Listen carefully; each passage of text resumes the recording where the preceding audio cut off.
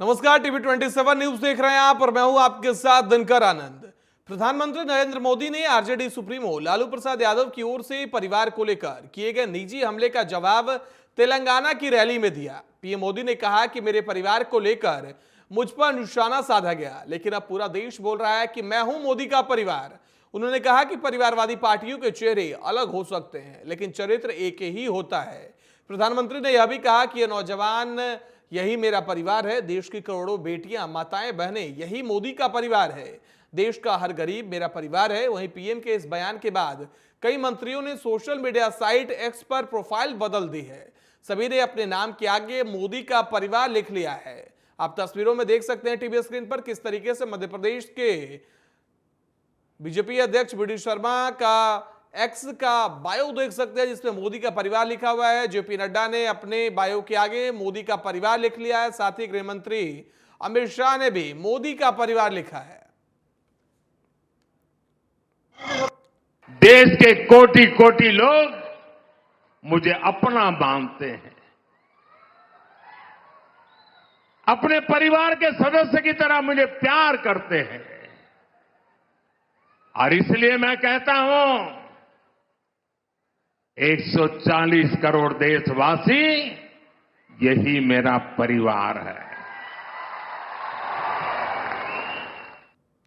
पूर्व सीएम लालू प्रसाद यादव के परिवारवाद वाले तंज के बाद केंद्रीय मंत्री कौशल किशोर ने पलटवार किया है। उन्होंने कहा कि पीएम मोदी ने पूरे देश को अपना परिवारवाद कहा है। पीएम मोदी ने एक विजन देकर पूरी धरती को एक परिवार कहा। एक पृथ्वी, एक परिवार, एक भविष्य, और उनके नेतृत्व में भारत दुनिया का भविष्य निर्धारित करेगा। लालू यादव के परिवारवाद वाले तंज पर बीजेपी और कांग्रेस के कई नेताओं ने अपनी प्रतिक्रिया दी है।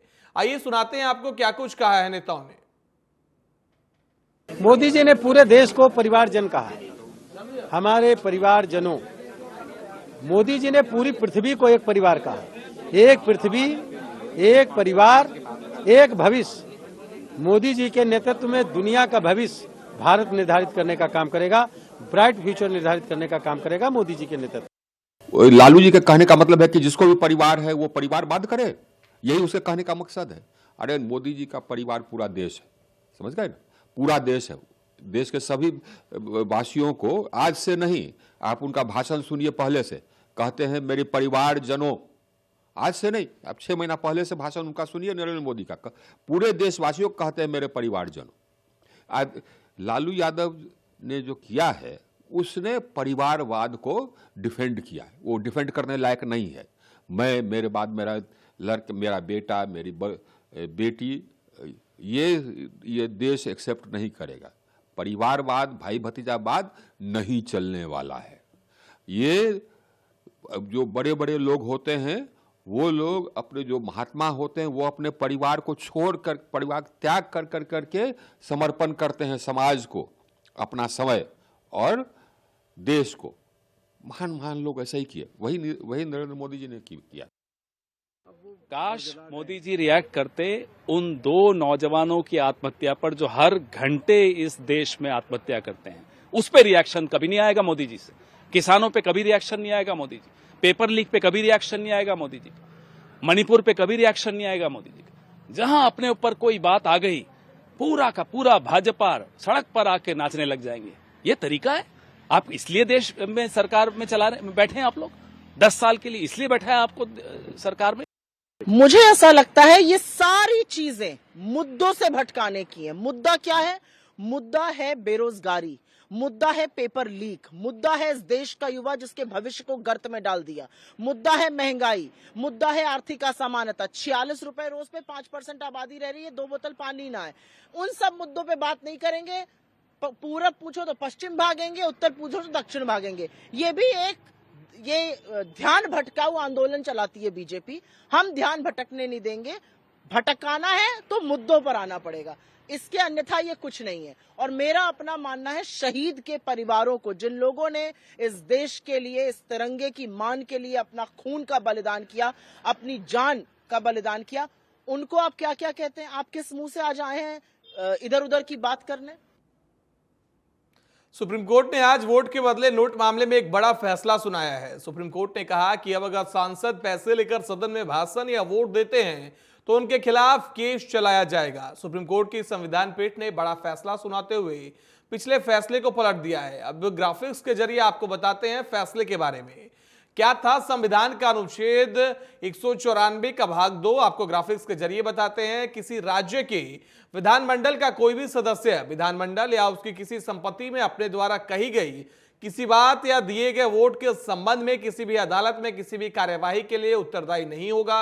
दूसरा पॉइंट इसका यह था कि कोई भी व्यक्ति किसी भी रिपोर्ट, पेपर वोट या कार्यवाही के ऐसे विधानमंडल के सदन के अधिकार के तहत प्रकाशन के संबंध में इस तरह उत्तरदायी नहीं होगा। इसके साथ ही आपको बता दें कि किसी राज्य के विधानमंडल का कोई भी सदस्य विधानमंडल या उसकी किसी समिति में अपने द्वारा कही गई किसी बात या दिए गए वोटों के संबंध में नहीं होगा। क्या था संविधान का अनुच्छेद 194(2) आपको बता रहे हैं। कोई भी व्यक्ति किसी भी रिपोर्ट, पेपर वोट या कार्यवाही के ऐसे विधानमंडल के सदन के अधिकार के तहत प्रकाशन के संबंध में इस तरह उत्तरदायी नहीं होगा।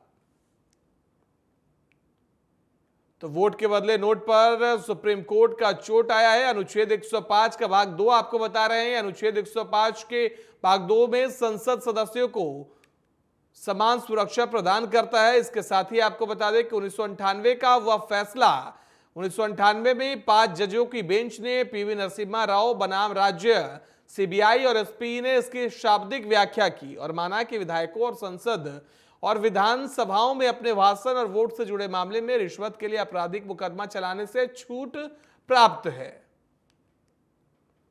वहीं सुप्रीम कोर्ट का नया फैसला क्या आया है यह आपको ग्राफिक्स के जरिए टीवी स्क्रीन पर बता रहे हैं, जहां मुख्य न्यायाधीश ने फैसला सुनाते हुए कहा कि रिश्वतखोरी के मामले में संसदीय विशेषाधिकारों के तहत संरक्षण प्राप्त नहीं है और 1998 के फैसले की व्याख्या संविधान के अनुच्छेद 105 और 194 के विपरीत है।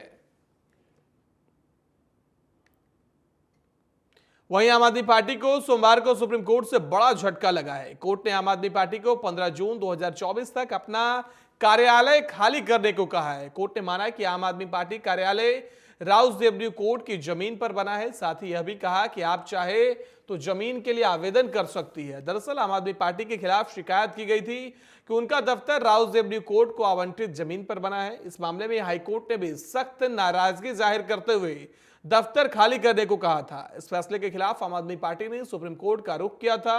अब सुप्रीम कोर्ट ने दफ्तर खाली करने के लिए आदेश दिया है। तो सुप्रीम कोर्ट से आम आदमी पार्टी को बड़ा झटका लगा है। आपको बता दें कि दिल्ली स्थित राउस एवेन्यू कोर्ट की जमीन आवंटन वाले जमीन पर आम आदमी पार्टी का कार्यालय स्थित था, जिसको अब शिफ्ट करने की बात कही गई है। दिल्ली विधानसभा में दिल्ली सरकार ने बजट पेश किया। बजट को पेश करते हुए दिल्ली सरकार की वित्त मंत्री आतिशी ने कहा कि दिल्ली सरकार पिछले 9 साल से सभी वर्गों के विकास के लिए बेहतर काम कर रही है। उन्होंने कहा कि साल 2021-2022 में विशिष्ट उत्कृष्टता के 38 स्कूलों को लॉन्च किया गया। इसी के साथ 3 नए विश्वविद्यालय लॉन्च किए गए हैं। 2016 से 6 नए विश्वविद्यालय परिसर खोले गए। अरविंद केजरीवाल सरकार दिल्ली की हर महिला को हर महीने 1000 रुपए देने का बड़ा ऐलान की है। दिल्ली की वित्त मंत्री आतिशी का कहना है कि एक नई क्रांतिकारी योजना लाई जा रही है। इस योजना का नाम मुख्यमंत्री महिला सम्मान योजना है। इस योजना के तहत 18 साल से ऊपर की हर महिला को हर महीने 1000 रुपए दिल्ली सरकार की तरफ से दी जाएगी। इसके साथ ही दिल्ली विधानसभा में केजरीवाल सरकार का 10वां बजट पेश किया गया। इस दौरान मंत्री आतिशी ने कहा कि आज मैं न सिर्फ केजरीवाल सरकार का बजट पेश कर रही हूं, बल्कि पिछले 10 सालों की दिल्ली की बदलती तस्वीर को भी पेश करूंगी। आज गरीब परिवार के बच्चे भी ऊंचाइयां छू रहे हैं। अगर मैं शिम्पी और हिमांशु जैसे सभी बच्चों की कहानी बताना शुरू करूं तो मुझे लगता है कि आपको एक विधानसभा का स्पेशल सेशन बुलाना पड़ेगा, क्योंकि सिर्फ 1 साल यानी 2023-24 में दिल्ली सरकार के स्कूलों में पढ़ने वाले 2121 बच्चों ने जेईई और नीट की परीक्षा की। अब गरीब का बच्चा गरीब नहीं रहेगा, वो डॉक्टर बनेगा, वो इंजीनियर बनेगा, वो अपना बिजनेस करेगा और मात्र 1 पीढ़ी में अपने परिवार को गरीबी से बाहर निकाल लेगा। अध्यक्ष महोदय, यही असली मायने में राम राज्य है। अध्यक्ष महोदय, दिल्ली सरकार दिल्ली के लोगों को बिजली फ्री देती है, पानी फ्री देती है, बस यात्रा फ्री देती है, अच्छी शिक्षा फ्री देती है, स्वास्थ्य फ्री देती है, मोहल्ला क्लिनिक और अस्पताल में हर इलाज फ्री देती है, बुजुर्गों को तीर्थ यात्रा फ्री देती है, फिर भी मुनाफे की सरकार चलाती है। हमने एक स्टडी करवाई थी हमारे प्लानिंग डिपार्टमेंट ने, तो उन्होंने दिल्ली के 3,500 परिवारों के साथ सर्वे किया। उस 3,500 परिवारों के सर्वे में ये निकल के आया कि तकरीबन उसमें से ऑलमोस्ट 100% परिवारों को कभी ना कभी दिल्ली सरकार की इलेक्ट्रिसिटी सब्सिडी का फायदा हुआ है, चाहे वो 200 यूनिट फ्री हो, चाहे वो 400 यूनिट पे 50% की सब्सिडी हो। 75% लोगों को फ्री पानी का फायदा मिला है, हमारी स्टडी में निकल के आया। 65% लोगों ने फ्री ट्रीटमेंट या तो सरकारी अस्पताल में या मोहल्ला क्लिनिक में करवाया है। 58% परिवारों की महिलाएं दिल्ली सरकार की फ्री बस यात्रा की सुविधा लेती हैं और 44% परिवार दिल्ली सरकार के शानदार सरकारी स्कूलों में अपने बच्चों को भेजकर अपना पैसा बचाते हैं। तो हर महीने हर परिवार का हजारों रुपए दिल्ली सरकार की पॉलिसीज की वजह से बचता है। दिल्ली के सीएम अरविंद केजरीवाल ने एक बड़ी घोषणा की है। उन्होंने कहा कि दिल्ली की महिलाओं को सशक्त बनाने के लिए दुनिया का सबसे बड़ा कार्यक्रम आयोजित होगा। उन्होंने अब पैसों के लिए किसी पर निर्भर नहीं रहना पड़ेगा। 18 साल की आयु वाली सभी महिलाओं को हर महीने 1,000 रुपये दिया जाएगा। 18 साल से अधिक उम्र की महिलाएं जो सरकारी कर्मचारी नहीं हैं, जिन्हें कोई पेंशन नहीं मिलती है और जो आयकर नहीं भरती हैं, उन्हें भी इसका लाभ दिया जाएगा। महिलाओं को यह घोषणा पत्र देना होगा। चुनाव के बाद यह प्रक्रिया शुरू हो जाएगी। नौकरी में नहीं होनी चाहिए और इनकम टैक्स पेयर नहीं होनी चाहिए। और इसको व्यवस्था को सिंपल करने के लिए हमने ये भी कर दिया, भाई सेल्फ डिक्लेरेशन दे देना। अब बाद में रैंडम तौर पे कुछ की जांच होती रहेगी, लेकिन सेल्फ डिक्लेरेशन दे के आपको ये बेनिफिट शुरू हो जाएगा।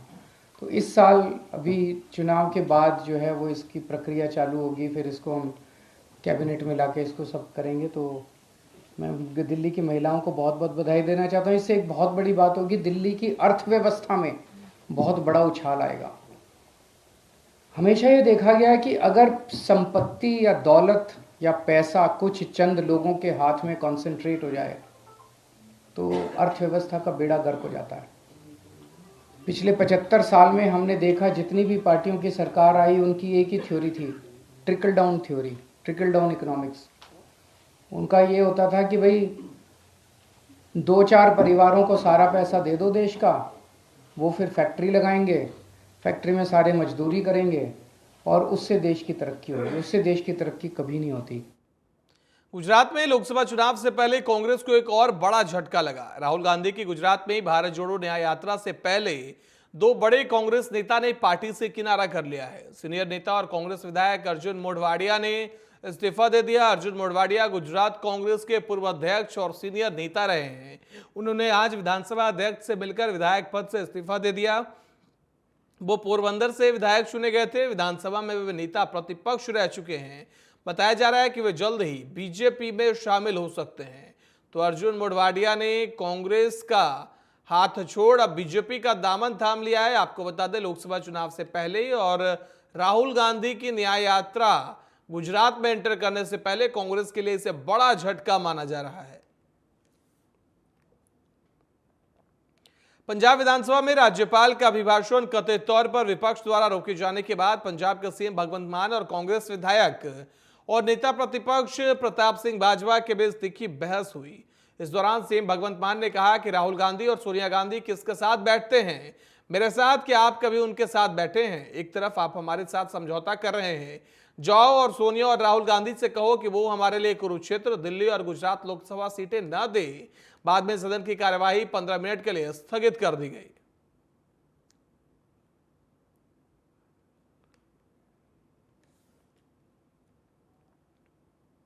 वहीं पंजाब विधानसभा का दूसरा दिन हंगामेदार रहा। पंजाब विधानसभा में सोमवार को विपक्ष के नेता प्रताप सिंह बाजवा ने पंजाब के सीएम भगवंत मान पर जमकर निशाना साधा।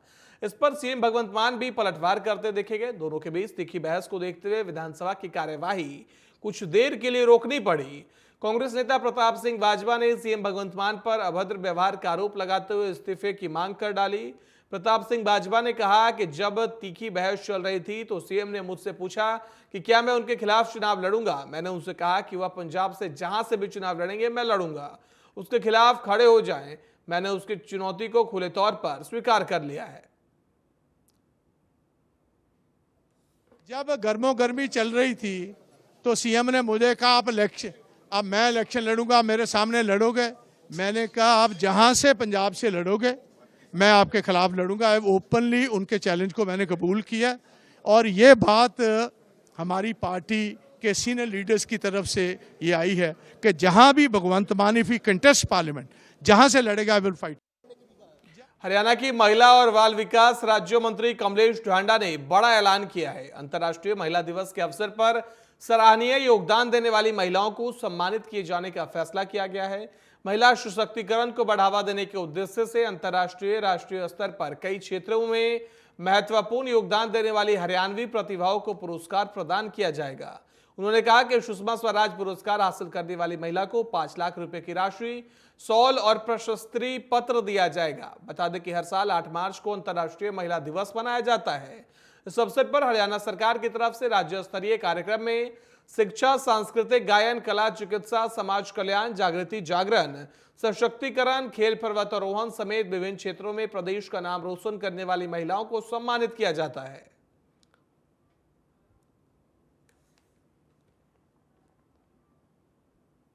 बीजेपी में शामिल होने के बाद पहली बार अशोक चौहान ने प्रधानमंत्री नरेंद्र मोदी से मुलाकात की है और यह मुलाकात नांदेड़ एयरपोर्ट पर हुई।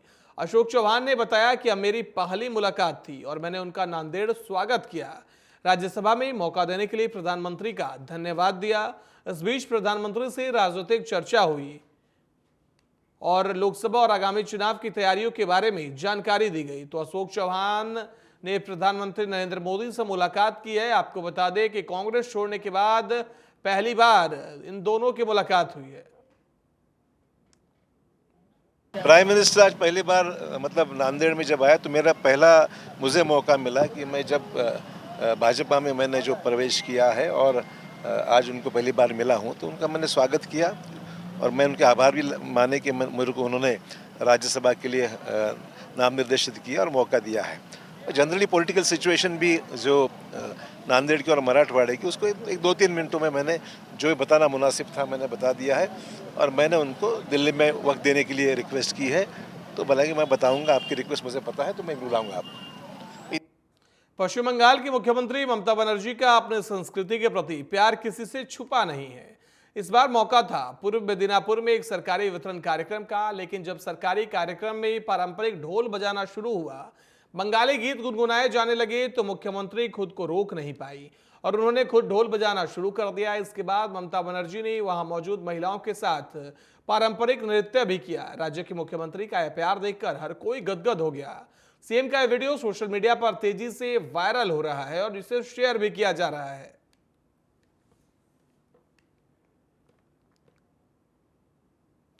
वहीं छत्तीसगढ़ के महादेव ऐप का पैसा शेयर बाजार और मनी लॉन्ड्रिंग के जरिए ठिकाने लगाने वाले सूरज चोखानी और गिरीश तलरेजा को एक दिन के लिए जेल भेज दिया गया है।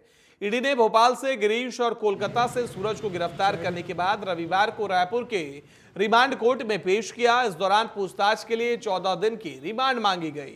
साथ ही बताया कि गिरफ्तार किए गए दोनों आरोपियों का महादेव ऐप से कनेक्शन मिला है। लोटस 365 ऐप के जरिए सट्टा खिलाने और महादेव ऐप को प्रमोटर से सौरभ चंद्राकर से सीधा कनेक्शन मिला है। तो महादेव सट्टा ऐप के आरोपी आज कोर्ट में पेश हुए। भोपाल और कोलकाता से इन्हें गिरफ्तार किया गया। साथ ही 15 दिनों की रिमांड मांगी गई। वहीं धमतरी में निगम महापौर विजय देवांगन और बीजेपी के पार्षदों के बीच तालमेल नहीं बैठ रहा। आरोप प्रत्यारोप धरना प्रदर्शन का सिलसिला लगातार जारी है। इसी कड़ी में बीजेपी के पार्षद फिर से महापौर के खिलाफ आंदोलन कर पैदल मार्च कर कलेक्ट्रेट पहुंचे, जहां पर उन्होंने कई आरोप महापौर पर लगाए, जिसमें शहर हित विकास मुद्दे की राशि वापस करने, सौंदर्यीकरण समेत अन्य मुद्दों पर मेयर के खिलाफ आवाज बुलंद की गई। निगम में कांग्रेस की सत्ता आने के बाद से बीजेपी पार्षद लगातार विरोध के मूड में रहे हैं। वहीं निगम को लगातार घेरा जा रहा है। निगम को ज्ञापन सौंपा गया है, जो फंड वापस हो गया, विकास कार्य हो गया है।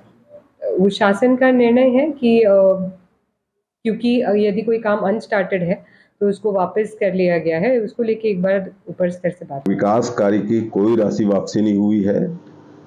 जो पूर्व के सरकार द्वारा जो स्वीकृत कार्य था उसको वर्तमान में निरस्त कर दिया गया है और फिर से स्वीकृत कराने का आदेश प्राप्त हुआ है। ये जो स्थानीय हमारे जनप्रतिनिधि हैं नगर निगम के, इन्होंने खुद जाकर ये विकास विरोधी कार्य किया है, इस कार्यों को निरस्त करवाया है।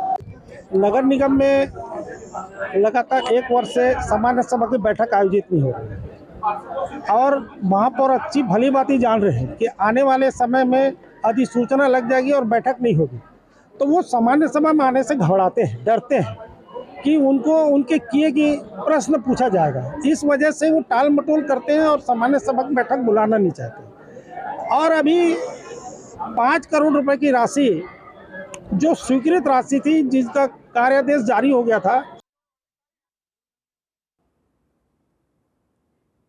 सरगुजा के मणिपुर थाना क्षेत्र के ग्राम बकरीमा के पास स्वामी आत्मानंद स्कूल में पढ़ने वाली छात्र छात्राओं से भरी स्कूल वैन अनियंत्रित होकर पलट गई। बता दें कि रोजाना की तरह आत्मानंद स्कूल में पढ़ने वाले 28 छात्र छात्राएं स्कूल वैन में सवार थे। वैन सुखरी से केशवपुर आत्मानंद स्कूल आ रही थी। इसी दौरान बकरीमा के पास स्कूल वैन की स्टीयरिंग फेल होने से स्कूली वैन पलट गई। गनीमत यह रही कि स्कूल वैन की स्पीड काफी धीमी थी, जिससे बच्चों को ज्यादा चोटें नहीं आई। हादसे में 4 बच्चों को चोटें आई हैं, जिन्हें अंबिकापुर मेडिकल कॉलेज चिकित्सालय में भर्ती कराया गया है, जहां बच्चों का इलाज जारी है। मैं संतोष कुमार साहू, अभी मैं प्राचार्य हूँ स्वामी आत्मानंद स्कूल केशवपुर में। जी नमस्कार सर। ये बच्चे स्कूल के लिए घर से निकले थे लगभग 11:15 बजे और आते समय इनकी वैन जो है उसका स्टीयरिंग में कोई प्रॉब्लम आ गया। तकनीकी समस्या आ जाने के कारण वैन स्लो थी और पलट गया, जिसमें बच्चे एक दूसरे से टकरा करके आहत हुए और 4 बच्चों को थोड़ी ज़्यादा चोट आई थी। इन चारों बच्चों को जिला चिकित्सालय में तुरंत एम्बुलेंस के माध्यम से भिजवाया गया और यहाँ पर बेहतर इलाज हुआ और इलाज के बाद बच्चे अभी नॉर्मल स्थिति में हैं और डॉक्टर्स का कहना है कि ये नॉर्मल कंडीशन में है। अभी इनको आप लक्सर के ट्रक यूनियन पर लाभार्थी सम्मान सम्मेलन का आयोजन किया गया, जिसमें मुख्यमंत्री पुष्कर सिंह धामी बतौर मुख्य अतिथि शामिल हुए। इस दौरान सीएम धामी ने केंद्र और राज्य सरकार के विभिन्न योजनाओं के लाभार्थियों से बातचीत की। सीएम ने पीएम आवास योजना, पीएम विश्वकर्मा योजना, उज्ज्वला योजना समेत कई योजनाओं के लाभार्थियों को सम्मानित किया। प्रधानमंत्री आवास रहे ऐसे संकल्प के साथ उज्ज्वला योजना श्रीमती। बुलेटिन में फिलहाल इतना ही। देश दुनिया की बाकी खबरों के लिए देखते रहिए TV27 न्यूज।